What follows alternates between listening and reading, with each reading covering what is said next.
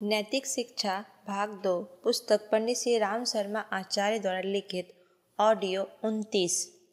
भूत पलित और उद्भिज देवी देवता। श्रद्धा और विश्वास की आध्यात्मिक प्रगति के लिए बड़ी उपयोगिता है। इन सद्गुणों के आधार पर आत्म उत्कर्ष का पथ प्रशस्त होता है, पर यह श्रद्धा, विश्वास, विवेक, तर्क और विश्वास वास्तविकता पर निर्धारित होना चाहिए।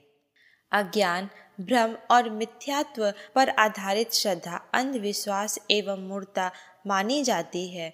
उससे गलत दिशा में चल पड़ने और भयानक परिणाम भुगतने का क्रम बन जाता है। इस जाल जंजाल में फंसा हुआ भोला मनुष्य हर प्रकार हानि उठाता और घाटे में रहता है। हमें विवेक और तथ्य पर आधारित श्रद्धा विश्वास अपनाना चाहिए, किंतु अंधविश्वास और मूर्खता से बचना चाहिए। भारतीय जनता का एक बहुत बड़ा भाग अशिक्षा, भोलेपन एवं धूर्तों के बहकाए जाने से अंधविश्वास के भ्रम जालों में बुरी तरह जकड़ा पड़ा है और जिनका कोई सिर पैर नहीं है। ऐसी मिथ्या मान्यताओं को अपनाकर भारी विपत्तियां एवं हानियां आमंत्रित करता रहता है। आवश्यकता इस बात की है कि विवेक, तर्क, तथ्य और वास्तविकता को खोजने की स्वतंत्र चेतना हर मनुष्य में पैदा हो और निराधार मान्यताएं अपनी रखी है उन्हें छोड़ने का साहस उत्पन्न किया जाए। गांव के बीचों बीच पेड़ था। रात में उससे पत्थरों की वर्षा होती। लोग डर जाते, इसमें भूत है, इसलिए लोग रात में घर से बाहर नहीं निकलते। उन दिनों गांव में खूब चोरियां हुई। लोगों को विश्वास हो गया कि सारी करतूत पेड़ वाले भूत की है। एक दिन एक युवक ने हिम्मत की और पेड़ पर चढ़ गया तो पता चला कि गांव का ही एक व्यक्ति पत्थर बरसा रहा है। उसने उसे पकड़ लिया और अच्छी पिटाई की। गांव वालों ने युवक के साहस की सराहना की। अपने देश की पिछड़ी जनता में भूत, पलितियों और देवी देवताओं की भीरू मान्यता बेतरह जड़ पकड़े हैं। मरने के बाद भारतीय मान्यता के अनुसार प्राणी स्वर्ग नरक में जाता या नया जन्म लेता है। कोई दुष्ट या अशांत आत्मा ही यदा कदा प्रेत बनता है और वह भी एकांत में कर्म फल भोग कर नई गति पाता है। मनुष्य को डराने वाले कुकृत्य करने की प्रेतों की प्रवृत्ति भी नहीं होती। अधिक से अधिक वे कभी अपने अस्तित्व का परिचय दे सकते हैं। जहाँ कहीं प्रेत पितरों का धर्म शास्त्रों में वर्णन है, इतना ही है। आजकल भूतों का दूसरा ही स्वरूप है, बीमारी अर्थात भूत, इतना ही है। कोई जरा भी बीमार हुआ कि भूतों का कुचक्र समझ लिया गया। ओझा, सयाने, दीवाने तरह तरह के किंवदंतियां गढ़कर भोले मनुष्यों के मन में अंधविश्वास, भय और भ्रम पैदा करते हुए अपना उल्लू सीधा करते हैं। अपने देश में अब मानसिक रोग भी समाज की विषम परिस्थितियों ने बहुत बढ़ा दिए हैं। इन मानसिक रोगियों को भूत की कल्पना देने से उनका मन उसी पर जम जाता है और वे इस प्रकार का कथन एवं आचरण प्रस्तुत करते हैं मानो सचमुच ही तन पर भूतों का आधिपत्य हो।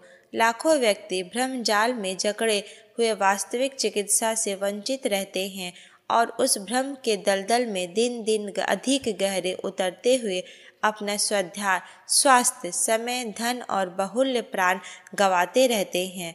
भूतों का जंजाल किसी महामारी से कम धन जन की हानि नहीं करता। इसे एक मनोवैज्ञानिक विपत्ति ही मानना चाहिए। अशिक्षित ही नहीं, शिक्षित जनता का भी एक बहुत बड़ा भाग इस व्यवस्था से बुरी तरह पीड़ित है। विचारने की बात है कि यदि भूतों का ऐसा ही अस्तित्व और वर्चस्व रहा होता तो वह मूढ़मती भारतीयों तक ही सीमित न रहते।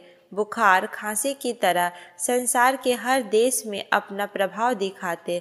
शिक्षित और सभ्य जनता में भी उनका अस्तित्व दिखाई पड़ता, पर स्पष्टता वे केवल पिछड़े वर्ग लोगों तक ही सीमित है। बौद्धिक दृष्टि से समुन्नत लोगों ने भूत पलित की चर्चा तक सुनने को नहीं मिलती। इससे प्रकट होता है कि यह एक भ्रमजाल मात्र है जो आस्था का रूप धारण करके लाखों करोड़ों व्यक्तियों के गले में फांसी की तरह लिपटा बैठा है और उन्हें बुरी तरह पीड़ा देकर संत्रस्त कर रहा है।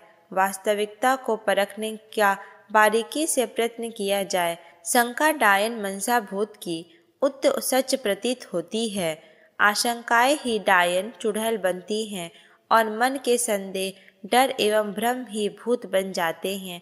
यदि विवेक, स्वतंत्र चिंतन एवं तथ्य खोजने की प्रवृत्ति हम में जग पड़े तो रूस, इंग्लैंड, जर्मनी आदि प्रबुद्ध देशों की तरह अपने यहाँ भी कहीं भूत पलितों की चर्चा सुनाई ना पड़े और भारतीय जनता की एक भारी विपत्ति टल जाए।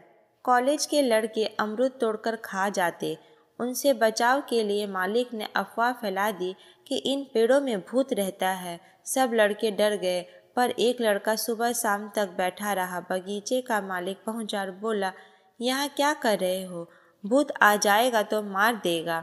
युवक ने उत्तर दिया, सवेरे से प्रतीक्षा कर रहा हूँ, भूत अभी तक तो आया नहीं, अब देखता हूँ कब आता है। यह साहसी बालक विवेकानंद थे, जिन्होंने बगीचे के मालिक से वचन लिया कि वे फिर कभी इस तरह झूठ बोलकर बच्चों को डराएंगे नहीं। ईश्वर एक है। विभिन्न कार्य शक्तियों को अलंकारिक रूप में देव मानते हैं।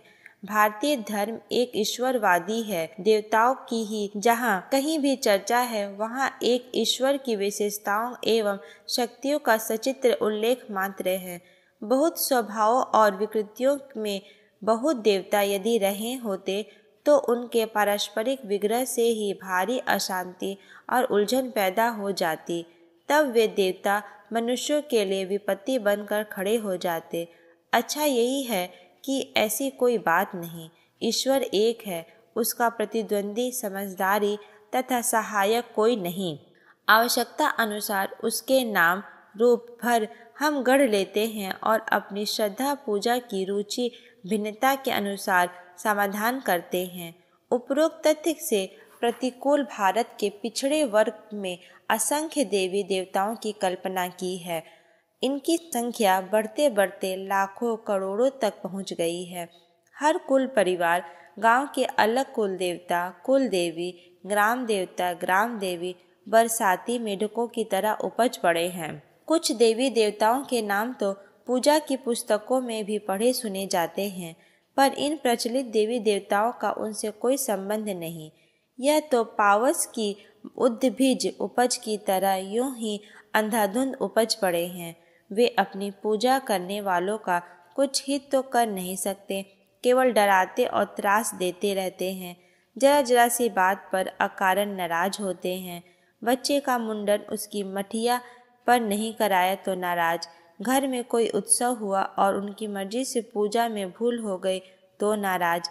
नाराजी अर्थात बीमारी और कठिनाई। लोग डर के मारे उन्हें पूजते हैं। यदि विश्वास हो जाए कि कुल देवता, ग्राम देवता नाराज नहीं होते या नाराज होकर कष्ट नहीं पहुंचाते, अधिकांश में पूजने वाले उन्हें छोड़ बैठे, क्योंकि वे लाभ तो किसी का कुछ कर नहीं सकते, अधिकांश केवल हानि ही पहुंचाते हैं। देवता शब्द की कैसी दुर्गति है। देवता तो देने वालों को कहते हैं। जो व्यक्ति या शक्ति हमें कुछ देने में समर्थ हो, देव शब्द उन्हीं के लिए प्रयुक्त होता है। पर यहाँ तो परिभाषा ही दूसरी है। जो देने में असमर्थ हो, मिठाई, प्रसाद, मांस, मदिरा आदि के लिए ललायित रहे, उनके मिलने पर हर उचित अनुचित मनोकामनाएं पूरी करने लगे, ना मिलने पर शत्रु जैसा आक्रमण करे, भले ऐसा भी कोई देवता होता है। एक राजा ने देखा कि शालिग्राम की मूर्ति के ऊपर तो चूहे फुदक रहे हैं। उसे लगा कि चूहा बड़ा देवता है, अतः वह उस दिन से चूहों की उपासना करने लगा। एक दिन एक बिल्ली चूहे को खा गई तो उसने बिल्ली की पूजा शुरू कर दी। एक दिन एक कुत्ते ने बिल्ली को धर पटका और तब से राजा कुत्ते का उपास्य बन गया। एक दिन किसी बात पर नाराज होकर रानी ने कुत्ते को टांग तोड़ दी। फिर क्या था, राजा ने रानी की ही पूजा प्रारंभ कर दी। एक दिन किसी भूल पर उन्होंने रानी को डांटा तो उन्हें ऐसा लगा कि मैं ही बड़ा देवता हूँ, अतः वे अपनी उपासना करने लगे। एक दिन बुखार में पड़े राजा के मुख से अनायास ही निकल गया, हे राम, और तब उन्होंने अनुभव किया कि भगवान ही सबसे बड़े देवता हैं। उस दिन से वे देवता की उपासना छोड़कर भगवान का भजन करने लगे। भगवान की भक्ति, देव पूजा एक उत्कृष्ट आस्था है। उससे आत्मिक प्रगति एवं नैतिकता के समर्थन में सहायता मिलती है। पर इन दिनों पिछड़े लोगों में प्रचलित देवी देवताओं का स्वरूप उस धर्म आस्था में सर्वथा प्रतिकूल है। यह ना आस्तिकता है ना पूजा, इसके पीछे ना श्रद्धा है और ना विश्वास। यह तो मूर्खता, अज्ञान और अविश्वास के सम्मिश्रण से उत्पन्न हुआ भ्रम जंजाल मात्र है, जिसमें अपने लाखों करोड़ों लोग बुरी तरह त्रस्त हो रहे हैं।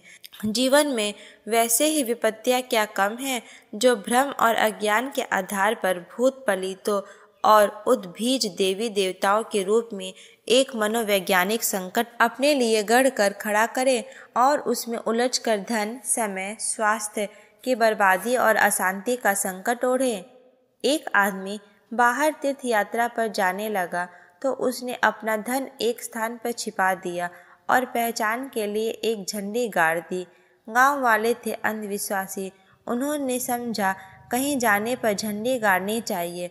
फलस्वरूप किसी को मील 2 मील जाना होता, वह भी झंडी गाड़ कर जाता। पहले वाला आदमी लौट कर आया तो उसने झंडियाँ ही झंडियाँ गड़ी देखी तो वह बड़ा हैरान हुआ। उसका धन मुश्किल से मिला। अंधविश्वास के कारण सभी को ऐसी ही परेशानी होती है। अंधविश्वासों की एक बड़ी श्रृंखला जनमानस को संदेह और आशंकाओं के जाल में जकड़े हुए है। जादू, टोना, शकुन, ज्योतिष और आदि में उलझनों में पड़े हुए कितने लोग अपने और दूसरों का क्या क्या अनर्थ करते रहते हैं, इसकी एक लंबी करुण कथा है। समय आ गया है कि लोग स्वतंत्र चिंतन सीखें और विवेक से काम लें।